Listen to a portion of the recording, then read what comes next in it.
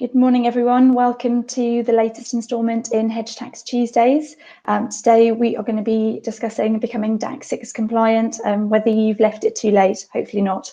I'm going to be your moderator today. My name is Melanie Pittas. I'm a partner in the financial services team at HaysMacintyre.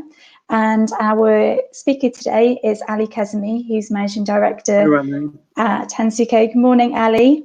Hi, how are you? Very well, thank you. How are you doing? Very good, thank you. Good.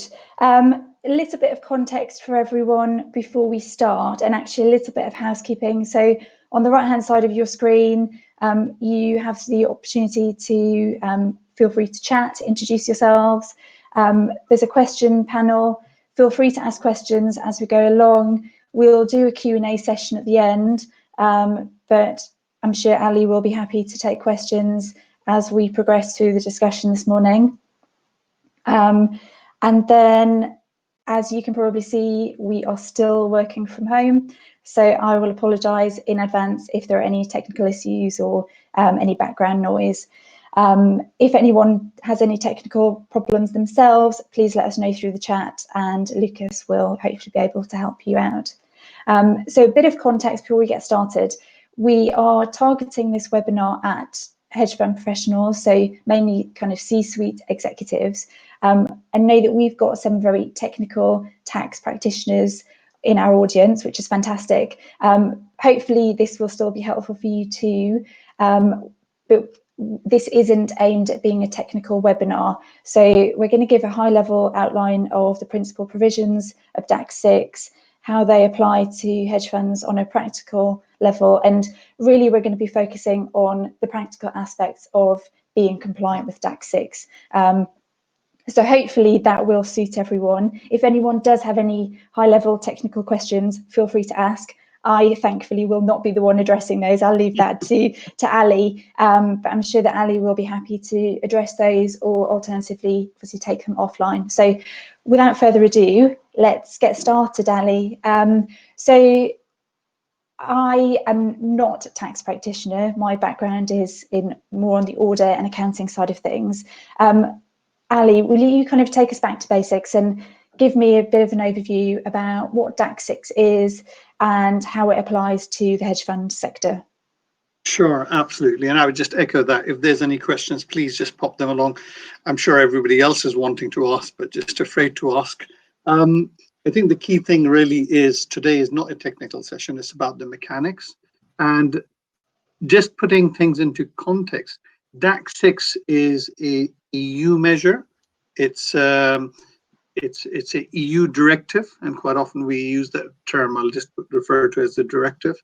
It's a directive that has now been adopted into UK law, and HMRC actually went through several rounds of consultations before they issued the final guidance on how to implement DAC6 in the UK. And if there's one line that you can just take away with you, it is basically that DAC6 requires intermediaries to disclose certain types of cross-border arrangements. That's all DAC6 is. The intermediaries disclosing cross-border arrangements. And as for your specific question, well, of course, DAC6 does apply to hedge funds, although truth be told, it has not been properly understood, and there are significant compliance gaps that are there within the sector, and that's why we are having a discussion about it this morning, so that people can better understand how it applies to their businesses. I mean, I've got to confess, I haven't heard very much about it before. Is there a reason for that? Is it just me? Have I been kind of hiding under a stone somehow? No, I mean, HMRC is quite concerned as well that firms are not, haven't heard about it and are not taking DAC6 seriously. In fact, there was a report that was commissioned by HMRC, which came out in December 2019. And I think their expectation was they were going to go to market with this report. But then, COVID-19 happened. So, there have been other slightly more pressing issues at hand. Well, just going back that report, it actually looked at the compliance and understanding or awareness within the industry. And what they found was within the investment management sector, they found that basically the investment management, the hedge fund sector was lagging considerably behind other sectors in their preparation for DAC6. And of the firms that they surveyed at the end of 2019, the report found that 86% of investment managers did not know what DAC6 was. And that is shockingly high, 86%. And as for the ones who did know, this gets better and better. Their knowledge was found to be pretty sketchy, and many thought that it had little impact on them because the standard response was, oh, because we are FATCA CRS compliant, so therefore we don't have to do DAC6. And why the different regimes have got blurred, I mean, it's like saying, because I do my PAYE, I don't have to pay for VAT. Why would you confuse the two? They're two different things. Yes, they're both taxes, but some others thought that DAC6 was low impact because they did not undertake any aggressive tax planning. But when you ask them, have you done any work around DAC6, they were unable to articulate any of the DAC6 hallmarks, and they hadn't done it in proper impact assessment. So there was a general sense of unfounded confidence, if I can call it that, that they would be fine when DAC6 would come into force, and primarily because they thought it didn't apply to them. So now that DAC6 has come live since 1st of July 2020, I would hazard a guess that that 86% may not be as high, but I wouldn't be surprised that it's actually changed very much. So I think there is still a dearth of knowledge as far as DAC6 is concerned. Okay, so I'm in quite good company in that case. So I guess first things first, if the obligation to report is on the intermediary, how do you define an intermediary? Can you just give us a bit more detail about that, please, Ali? Sure. An intermediary essentially has a functional definition. By that, I mean that if you do certain things, then you fall to be intermediary. And so what we must do is essentially look at the behaviors that are in scope of the definition. So the first formulation of that intermediary definition is a person who is involved in the organization, design, marketing, implementation, or managing of a cross-border arrangement. Okay, so I'll just repeat that again. Is anyone involved in the organization, design, marketing, implementation, or managing? And this type of intermediary is referred to as the promoter under HMRC guidance. Okay, but they will bring a scheme and they will promote it. That's essentially it. The second category of intermediary is a person who knows or should reasonably could have known that they are providing aid, assistance, or advice in respect of the design, manufacture, and marketing of that cross-border arrangement. So the second type of intermediary is what HMRC referred to as the service provider. Okay, so there are two types of intermediaries, the promoter and the service provider. And the promoter of a cross-border arrangement is basically sort of like the one who has the full knowledge of what is being put forward, whereas the service provider is merely, assisting or facilitating it. So in a hedge fund setting, the promoter could be, say, the investment manager, And the service provider category of intermediary could be the prime broker, administrator, or the firm's tax advisors. Does that kind of help, define the intermediaries? Yeah, I mean, it's a really broad scope, isn't it? It is. I mean, all I would sort of like just say is that the intermediaries must be based in the EU or have some sort of like nexus or connection to the EU. And that seems like a sensible thing, because otherwise EU regulatory bodies, the tax authorities, wouldn't have any influence or authority over them. So you can't make intermediary report if they're not within your ambit of control. Okay. Sure. So that's sorry, go ahead. Sorry, so what kind of cross-border arrangements are reportable? Okay. So for that, I'm sorry, having said that, we're not going to talk about technical. I'm going to talk about technical, but I'm going to make it really, really easy. So there are 3 steps that one has to go through to determine whether a arrangement is reportable or not. Firstly, we have to determine whether it's an arrangement or not. Now, again, the meaning of an arrangement is intentionally extremely broad, and it can include any scheme, agreement, transaction, or series of transactions. And that would seem to bring in a whole host of arrangements, ranging from big picture, sub-advisory, outsourcing type of arrangements, down to very nitty-gritty sort of like issues about how you onboard a particular client or a particular investment transaction, such as a particular securities loan or a securities transaction that a fund may be undertaking. So, as I said, the first thing is it an arrangement? The second step is to determine whether the arrangement is a cross-border arrangement or not.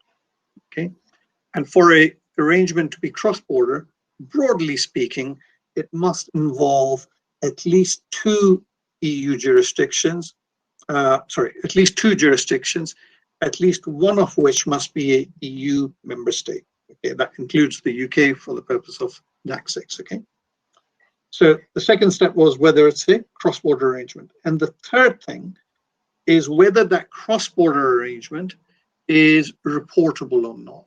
Okay, and for a arrangement, cross-border arrangement, to be reportable, it must exhibit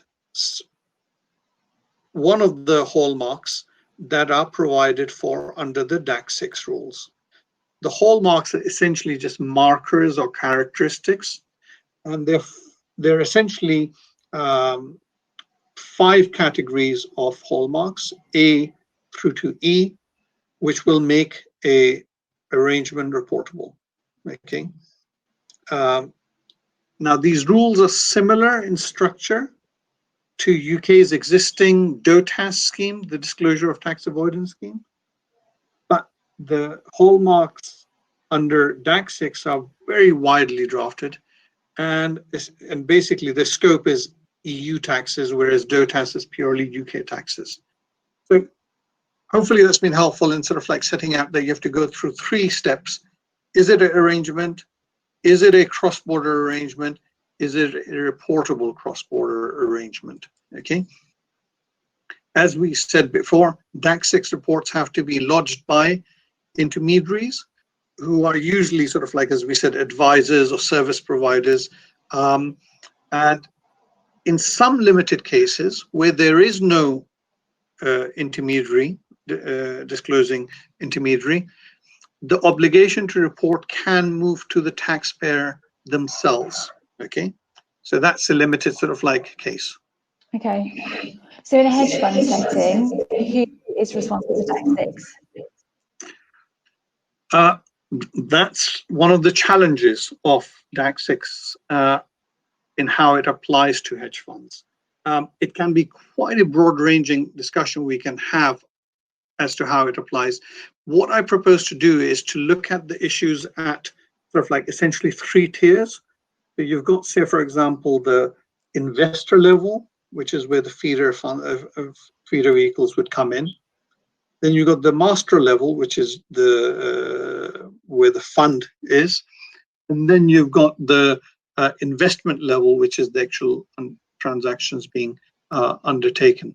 So how it applies is, say, at the investor level, the feeder structure, you would have to look at which are the parties involved. So you could have a lawyer, you could have your internal investor relations team, you could have legal advisors, you could have a transfer agent, registrar. So all of these parties could be intermediaries. And the hallmarks, as they refer to from A to E, it would be sort of like the operative hallmark would be around D, which looks at how CRS and beneficial ownership is working. So that's how DAC6 would apply at that investor level. Then you move to the sort of like fund level. Now, whether it's the actual establishment of the fund itself or its subsequent sort of like, running, it's the intermediaries that could be involved in that level. Could be the manager, investment manager. It could be the professional services firms, lawyers and accountants who basically are, servicing them. You could have the administrator and any other service companies around them. And also sort of like in the past, we talked about previously about withholding tax platforms. They could be intermediaries as well. So you got the prime brokers, the administrators, all of them are operating at the fund level. When it comes to the actual investments being undertaken by the fund, again, obvious case is the prime broker, but also other brokers and any other market counterparty who may be aware of what they're doing and is acting in that facilitating capacity for the fund's investments. Does that kind of give you an idea as to how the intermediaries could apply and in what settings? Yes, yeah, thanks, Ali. I guess, what do you see as the key DAC6 challenges in relation to the investors themselves? I would say sort of like what we're seeing is where you've got, say, for example, third country hedge fund structures with EU assets.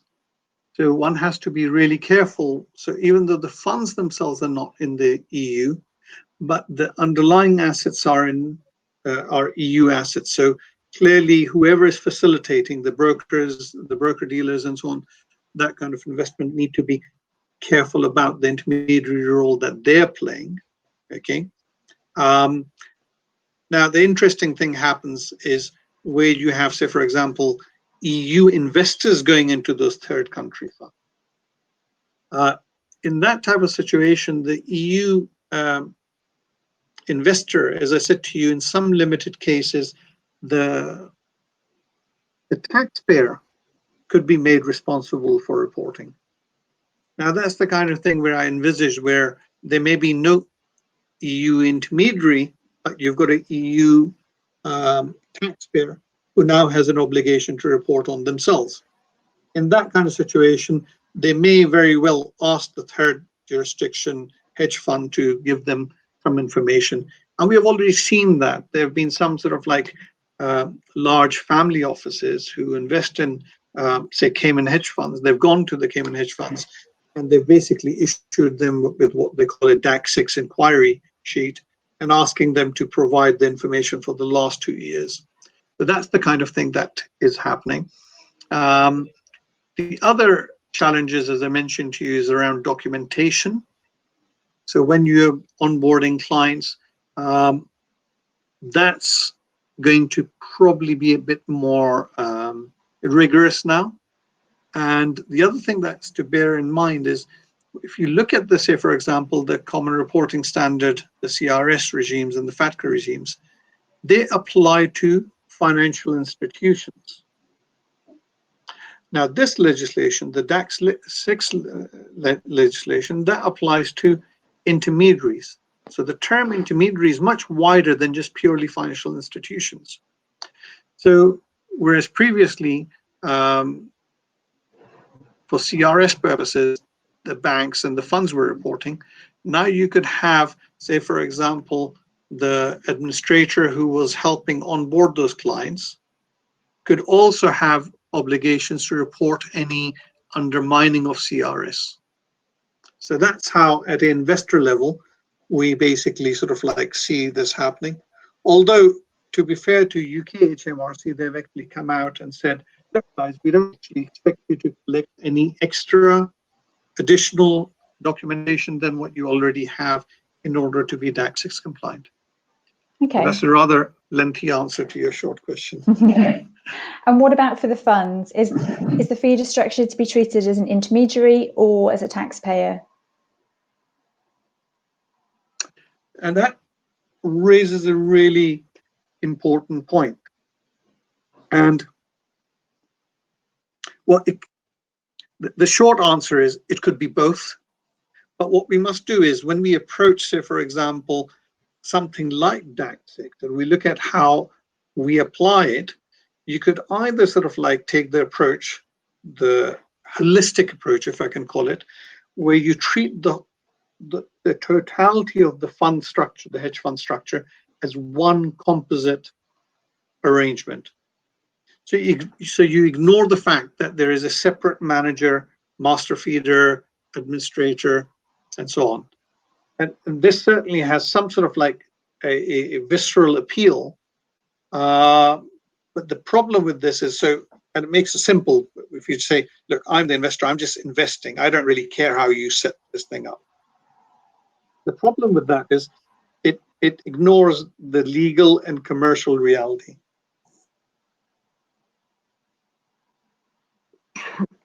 Excuse me. Yes, you. So the composite approach, as I was saying, was it has appeal, but it ignores the commercial and legal reality that actually these are independent entities with separate sort of like limited liability in each case. So the other approach, and the one that we have to essentially undertake, is what I call the modular one. And as I said, it's legally sound. And under this approach, what you do is you look at each entity in isolation and independence of the others. Okay. And such an analysis will then delve into whether the arrangement, excuse me, I think it's a hay fever. Bless you again. My apologies. And when you do that kind of analysis, you find out that actually, depending on what you're doing, the particular entity, it could be the manager, or it could be the fund itself, vehicle, they could both be a promoter and also a taxpayer. It just depends on how you shine the light on them. Now, I mentioned to you earlier on that the industry was quite laissez-faire and pretty relaxed about DAC6, and they said it doesn't apply to us. And I think that's because they're taking that holistic approach rather than the granular approach. So I think that's part of the challenge. Now, one of the other things I should just sort of like add is DAC6. The application of DAC6 throws up a particular problem in relation to, say, limited liability partnerships, because for other tax purposes, they're looked through. But in this setting, they are treated as intermediaries. So one just needs to sort of like look at it. And the rules change from jurisdiction to jurisdiction. So in Germany, in Germany, they have on a concessionary basis essentially treated all fund structures as taxpayers. So they do not expect them to look through to the underlying investors, which is not the case with, say, for example, the UK rules or rules in, say, Luxembourg. Okay, sounds like a bit of a minefield. So let's turn our attention now to one of the more important DAC6 challenges, starting with where should the DAC6 report be made and the problems it causes where there are multiple offices. So, for example, we work with a lot of London-based regulated entities where they'll have had investment management mandates delegated from a third country. So can you just talk us through that side of things and how that plays into DAC6, please? Yeah, I mean, the multiple intermediary problem is a very real one and of particular importance to the hedge fund sector. So you mentioned the London-based managers that support, say, US businesses and so on. Now, HMRC specifically covered the point of overseas intermediaries. And basically, what they've said is where you have a non-EU firm with a UK branch, the advice that is provided by the overseas firm, which is completely unconnected with the business, say, the UK branch, that would not bring the rest of the firm into scope as for the purpose of this intermediary obligations under DAC6. So non-UK business can remain offshore. So that's helpful. Otherwise, it would become really messy. However, what they have also gone on to say is that if an attempt is made to circumvent the DAC6 reporting obligations by rerouting the UK work through the overseas firm, then that would be caught because you're essentially circumventing the obligations through this rerouting mechanism. So you can understand that. So that's really sort of like the thing. So it is very much the idea of what nexus you have created in the EU. Now, specifically looking at the case of multiple intermediaries, if we take the example of, say, for example, a UK manager of a Luxembourg-based fund, and they have an Irish administrator and a London prime broker, then in that kind of situation, you could have reports being filed across 3 different jurisdictions, namely UK, Ireland, and Luxembourg, being filed by the different intermediaries in the chain. Okay, and what HMRC have basically, through the guidance, made clear is that each intermediary does actually have an obligation to file a report. However, an intermediary can be exempted from this obligation to file a report if another intermediary has reported the information in respect of that particular arrangement. And when you do file a report, you're allocated a arrangement reference number, what we call ARN. And as long as one intermediary has an ARN, the others can rely on that. Is that clear so far? Yep, clear. Thank you. So the challenge now is a practical one, because the mechanism, as far as HMRC is concerned, has been established that you can, for a better word, trump your obligation by having an ARN that's been provided by another intermediary. The practical challenge is, firstly, to go ahead and agree whose interpretation on DAC6 should prevail. Okay, and there needs to be a mechanism to iron out those differences. So the case that I gave you of the London PB, London manager, Lux fund administrator, so they must have a mechanism to be able to iron out those differences, have some sort of like protocols, and an idea of intermediary. So somebody sort of like saying is, look, I will step forward, I'll take the responsibility for the rest of us.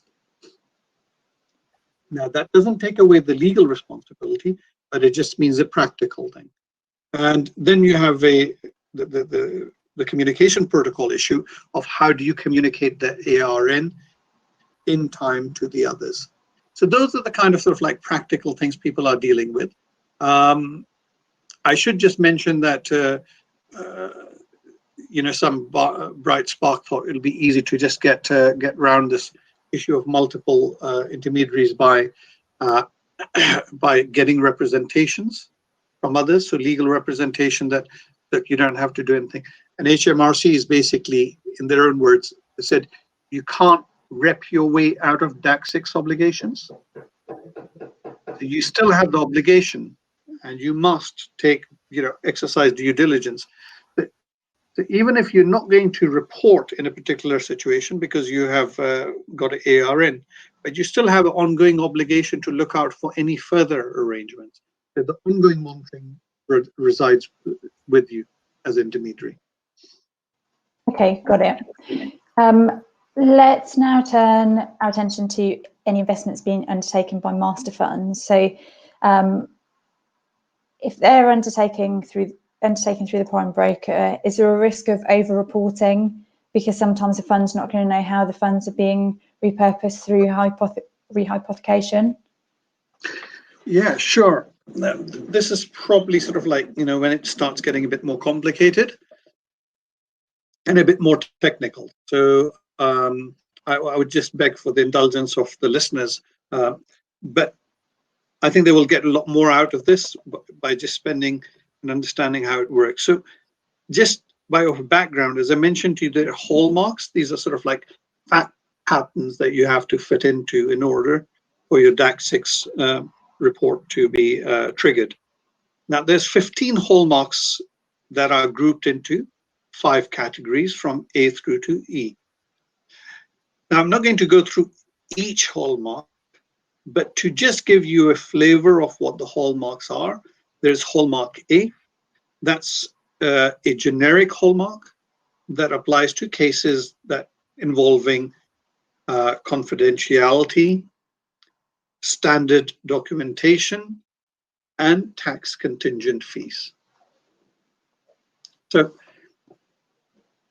in case this sets off alarm bells ringing, market agreements, such as the master ISDA contract, have a schedule that needs to be bilaterally agreed.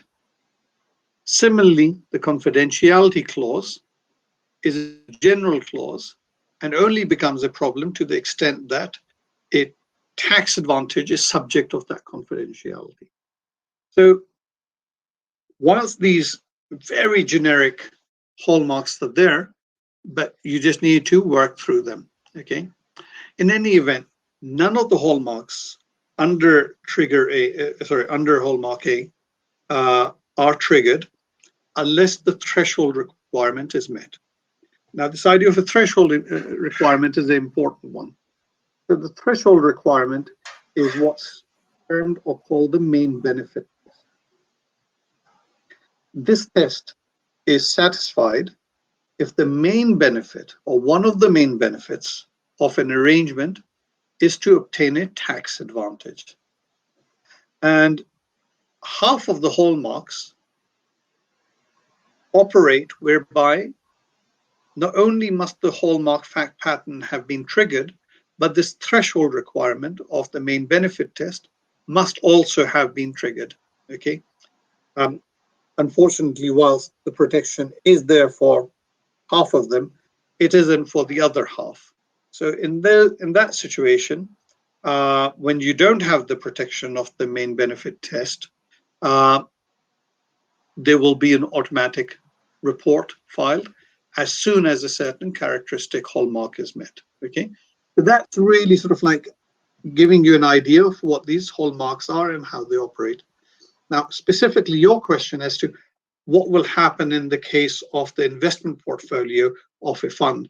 So, when you look at, say, for example, capital markets transactions, the one hallmark that really does stand out to me is hallmark B, because it covers arrangements that involve the round tripping of funds. And what that means is essentially circular transactions that lack genuine commercial purpose and are basically artificially introduced to secure a tax advantage, okay? So that circularity is one aspect of it. In similar fashion, what you get is other arrangements that seek to recharacterize investment returns from, say, income into gains are also caught by hallmark B. So these type of transformation trades are clearly designed to subvert the proper functioning of the tax systems. As we have seen, the US basically came up with extensive rules on dividend equivalent regulations, which are designed to counter what they call abusive dividend trades, which were made subject of the 2008 Senate hearings. So all those kind of securities lending or synthetic sort of like transactions are caught by these type of things. So where you've got funds that take both cash equity exposures as well as through synthetics, it is really important to understand what is the commercial rationale for the trades, and not least for the purpose of accounting for uncertain positions. This is the FIN 48, IFRIC 23 kind of things. But for DAC6 purposes, it's important to understand what is that you're doing in the context of your investment book. And I think the work that's been done to date by the trade associations, in particular the Association for Financial Markets in Europe, AFME, has been really useful in setting forth the industry point of view in respect of these many of these sort of like capital markets transactions. And that, of course, then can be used for informing any DAC6 work the hedge fund is doing.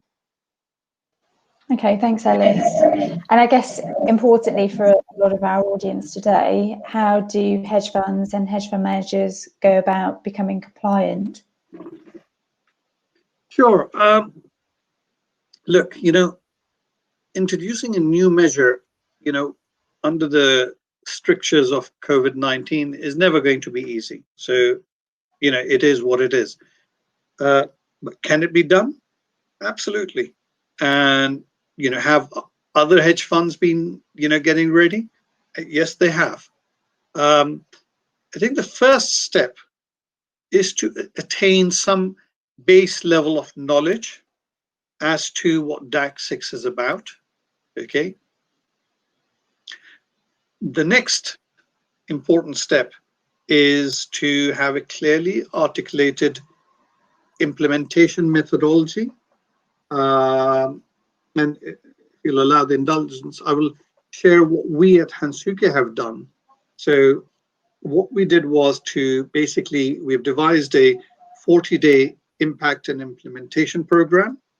And the Hansuke 40-day program is essentially founded on a couple of sort of like pillars, I would say. The first, as I said to you, is that robust methodology. It has to be something that, so we have obviously tried and tested our program. And therefore, you can say is that it must deliver certain types of behaviors, which any methodology should really, is first of all to have a really clear flight path, okay? And having a clear pathway is vitally important to ensuring that everybody is on board, number one. And it also tells everyone where, the organization is heading, where the program is heading, and also exactly at what stage they have reached in their journey. And I like the term flight path because I always think of those planes, in the good old days we used to fly. We could see sort of like, how far away we are from our destination, okay? And that clarity and visibility over progress is really vital, okay? And in fact, what I find is that quite often when you have that kind of transparency, it builds its own momentum. So number one, clear path, flight path. Secondly, what we've done in the 40-day program is systematically we record all key judgments, along the way. The program has to be made audit-proof, such that if someone comes in at a later date, it could be, say, for example, HMRC investigation, the logic behind each critical decision has been properly logged and recorded.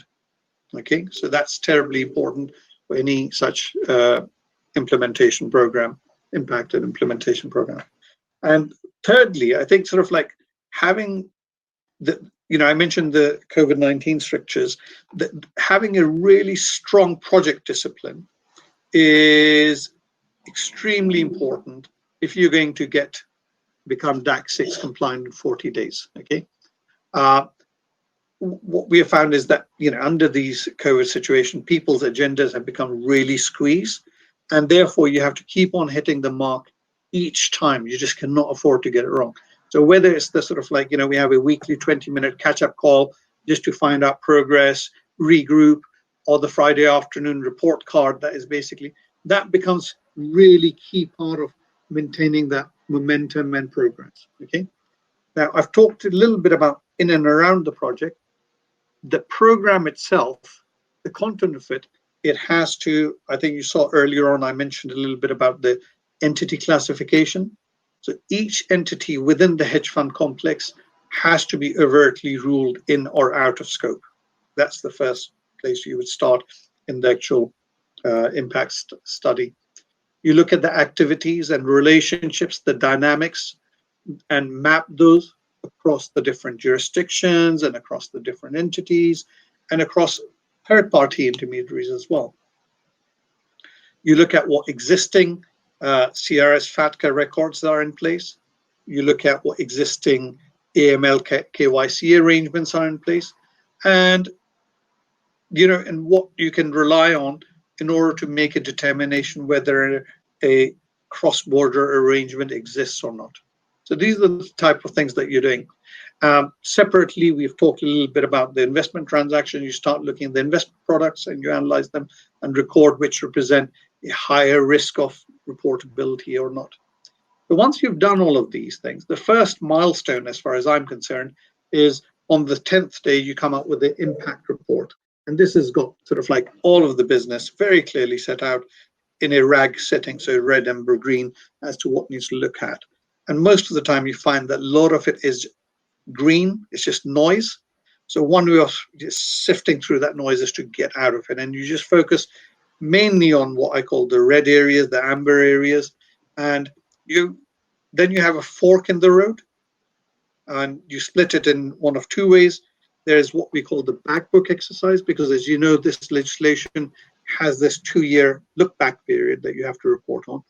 So that's one work stream that you have to focus on.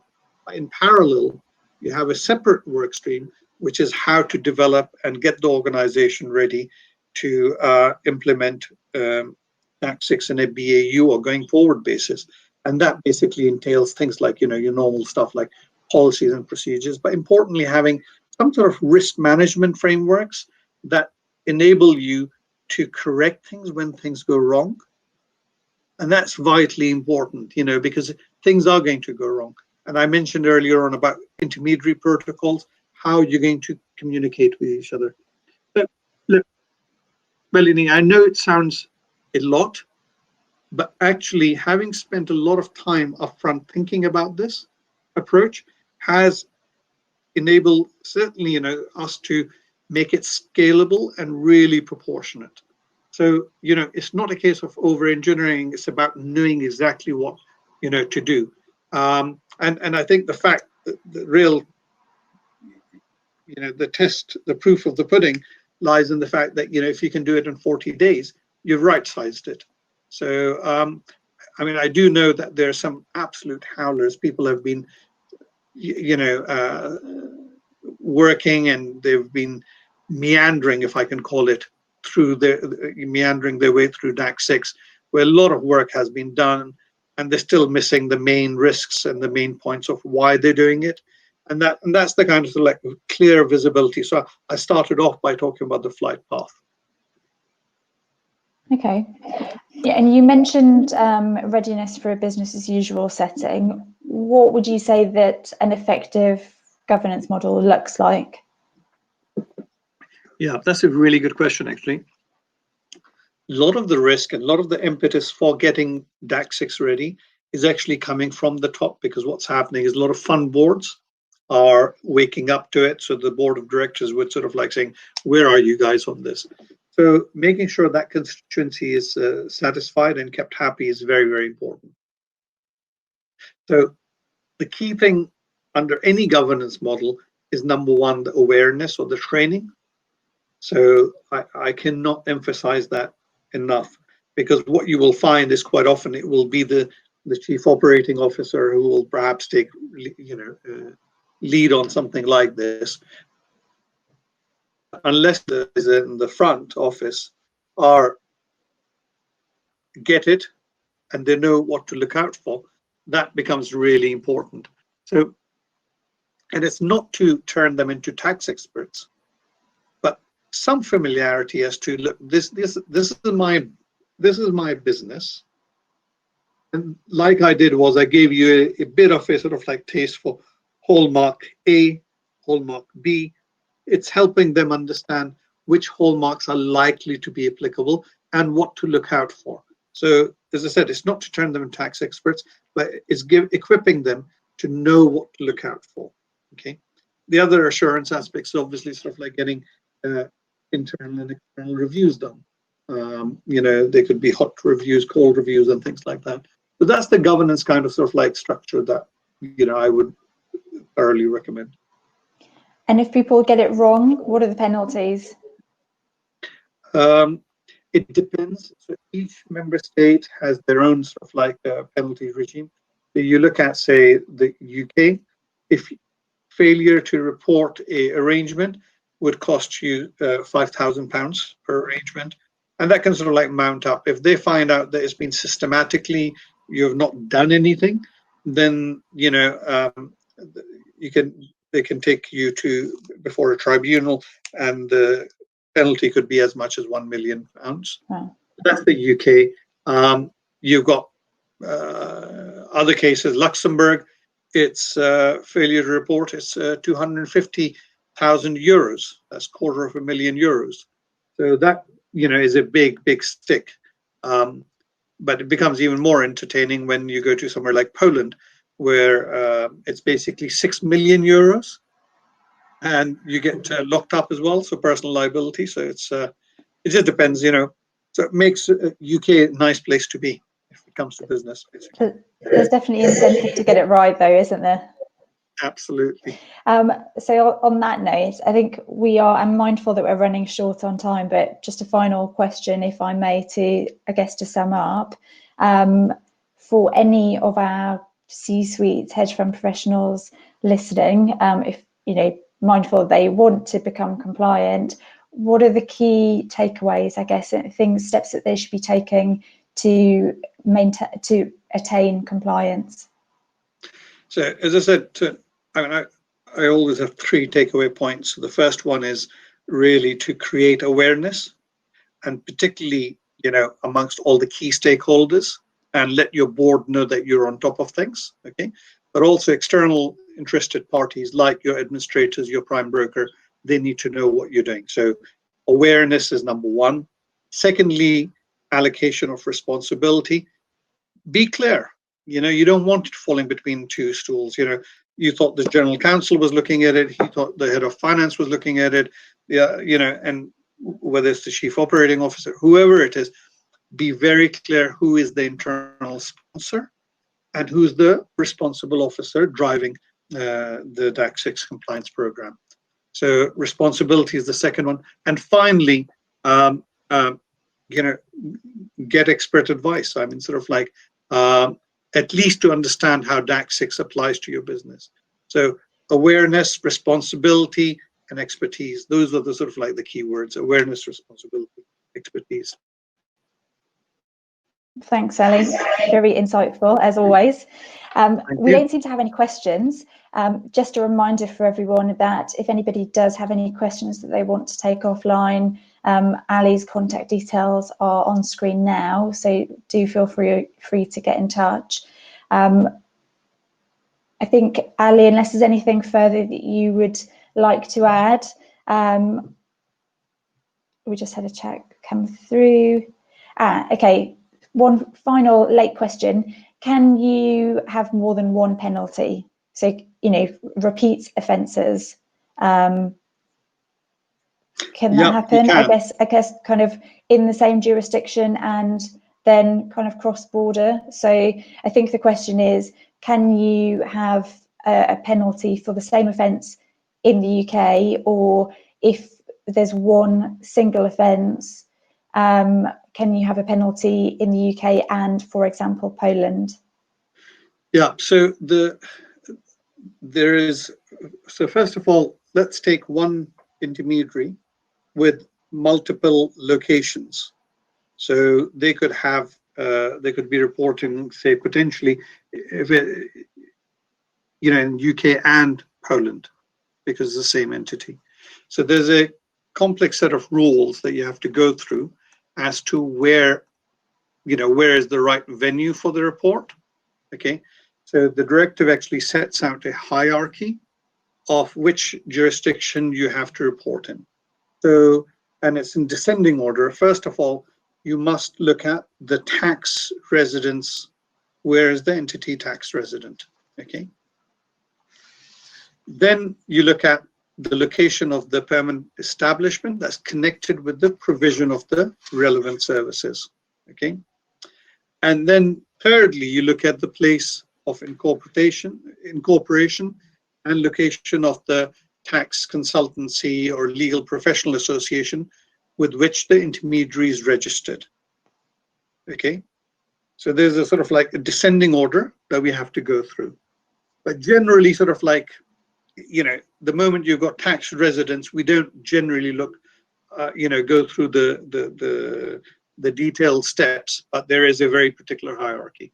Now, in relation to the second point, which is, can you get fined in more than one jurisdiction? I think once you've established your tax residence jurisdiction and you say, this is my operative tax authority, say HMRC, then you would just basically say to the Polish tax authority, look, you don't have to worry.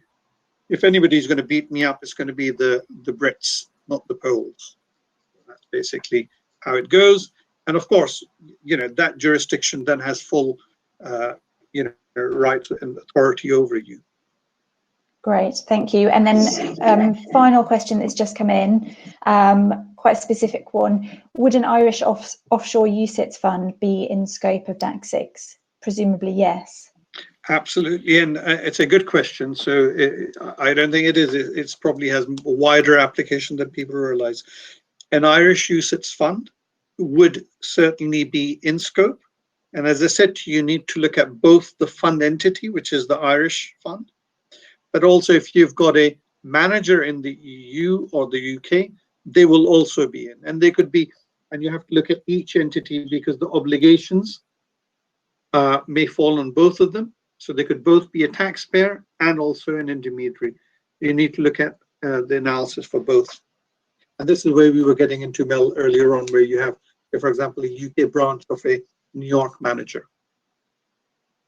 Yeah, okay, great, thank you, Ali. I think that's it from me. We don't seem to have any more questions coming through. If anybody does think of any very final points, do feel free to reach out.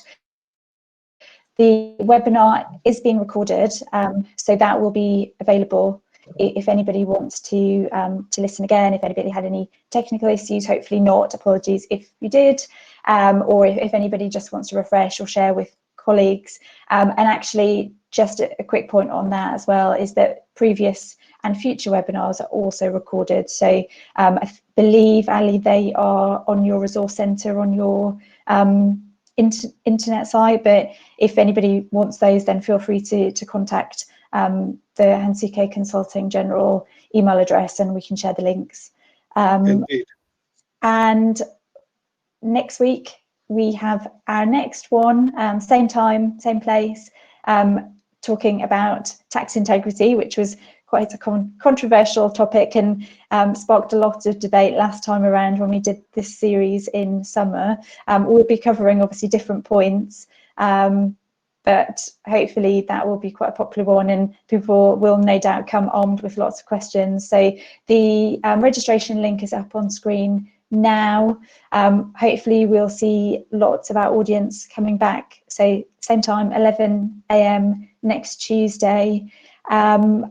And I think that just leaves me to thank everyone for joining us this morning. And thank you very much, Ali, for your insights as always, and look forward to seeing you all next week.